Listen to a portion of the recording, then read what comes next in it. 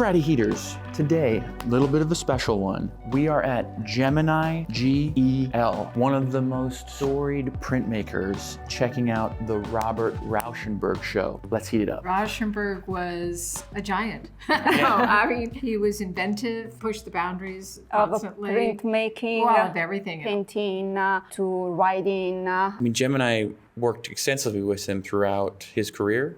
Totally. He made some of his earliest prints at Gemini. Can you talk a little bit just about the history of Gemini? It was started by three men and their wives, Ken Tyler, Stanley Grinstein, and Sidney Felsen.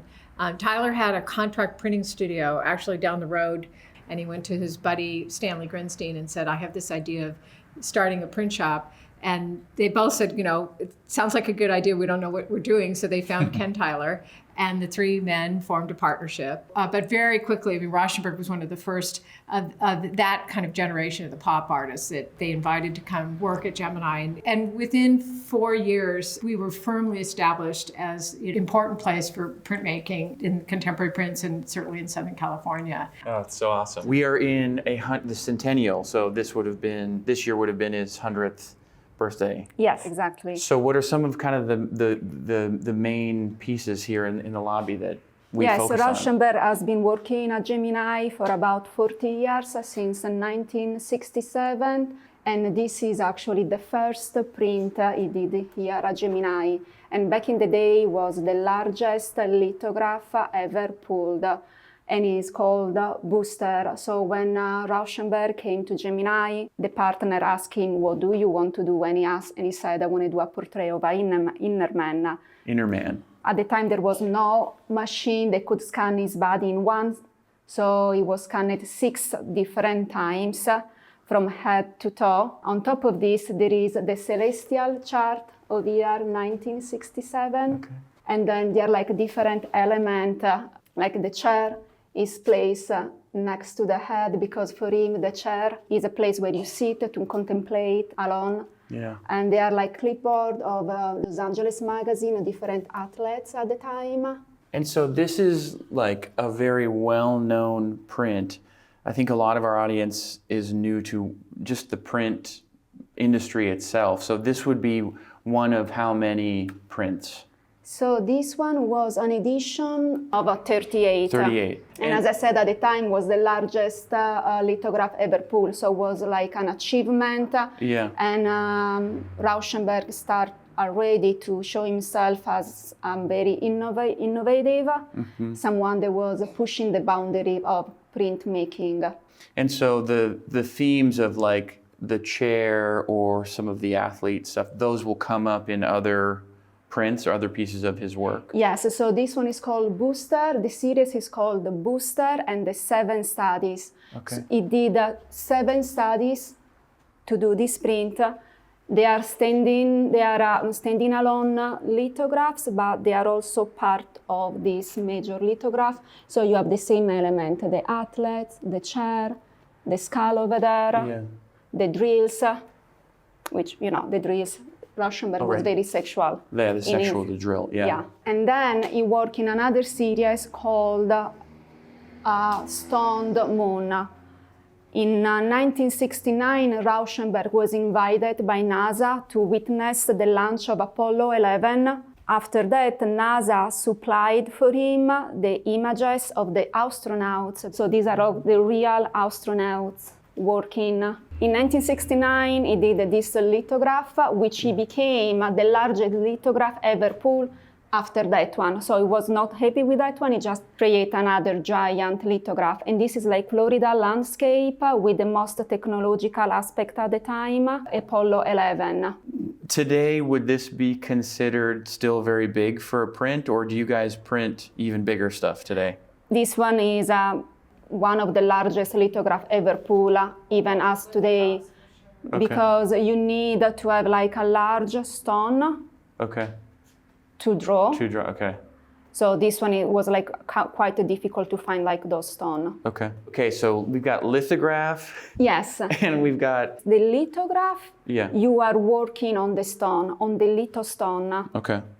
which is like a very porous. Yeah. So they are like particular crayons that you use in the stone Okay. to make the drawing. Mm-hmm. And then there is the etching technique. So you have a plate Okay. and you can draw with a tool Yeah. and you can etch the plate. And you can also see the difference between an etching and a lithograph, because the lithograph, you see, you have like the full image on the paper. With the etching, because it's pressed, is a little bit embossed. So you Okay. see the embossing around the edges. Okay. Do you put all those colors down at once, or is it layered? Yes, so they have to run one color, Yeah. and then they run the paper, Yeah. and then they do another color, Yeah. and then rerun the paper, and then the third color, so it's a long process. Okay. Okay. Have you ever seen a litho stone? No, I don't think we have. This is the etching studio. It's the wall is the one what it Yes, kind of the looks one- like. Yeah, and there is the mylar on top of the plate. They sign the color that they're gonna use. So they remove the mylar and they put the color based on the mylar. There is always a hand element for each print. So each print even is the same. There is always a little bit of different because the color is hand applied. Yeah. So you see there is gold, there is pink, red. So the line in between is a little bit blurry. Yeah. It's where the color actually mix together. Okay. And that can never be the same, even though It's it looks the same, but Yeah. there is always like a slight little variation. bit. Yes. The professional grade paint by numbers. Yes. And who doesn't like that? Yeah, I'm sure I've got that, but a much more professional, sophisticated. Yeah, that's the perfect way to say it. And we are here on Rauschenberg around the world. So all this work, they have been made by Rauschenberg around the world with Gemini. So he traveled with Gemini in different countries to produce a different work. So this one actually is one of the most challenging series that he did here at Gemini, and they are called Public-on. Public, again, is playing with name, public icons. Public icon. So when they are public icon. when they are close, they look pristine element, like altar pieces. They are beautiful shape, by white and beautiful. When they are open, there is this disco bulb element. Yeah. And it's interesting because he called them Station 1, Station 2, Station 3, like the Station of the Cross, which is a religious procession. Yeah. Also, these works were made in 1978 after the Saturday Night Fever, the yeah. movie. Yeah. So there is like the religious element, and then when they're open, there is the disco bulb element. I like that. The elements of disco and spirituality. Yeah. God likes disco. You know? Yeah, for sure. We God celebrate- like dance. Yeah, God likes to dance. And even look like at the collage, at the fabric. They're so well preserved. I mean, they're like crispy. They're like the shine is I like the really Italian. clean. Yeah. You're influencing me. It's great. So this one is called Slingshot. So Rauschenberg did a series before in which he created a door with cardboard, and then with this one he says Italians have done the ceiling because we know we did the affresco in the churches. I already did the door. What I have left is to do a window. So this one is actually a window, and is a very challenging work because it's print in different mylars Okay. and cells both. The last one, the last layer, but you can play with them because these works are made for interaction, so they are like infinite possibilities. And so in a sense, you're repositioning your own image. Exactly. Simple, but like. But genius again. Yeah, not a lot of prints or paintings or art on walls have I interacted with where you can manipulate it around. yourself and play around. Yeah. And then so there's a light here on the back that. Exactly. There is a light inside of the box. Okay. This has got to be one of the most impressive like collection of all of his different styles. Yes. 40 years, and you can see from the one we saw below, like Yeah. lithographs to edition work, sculptural work, printing. But another works that I wanted to show you is a series that he do with images that he took in Tibet. Okay. And it's called Tibetan Locks and Keys. These are the keys and these are the lock. So these are screen print and baked at 200 Fahrenheit. Okay. And these are metal. So they are metal pieces, but they are... These are metal? Yes. Okay. And then these... Are metals. Metal as well, okay.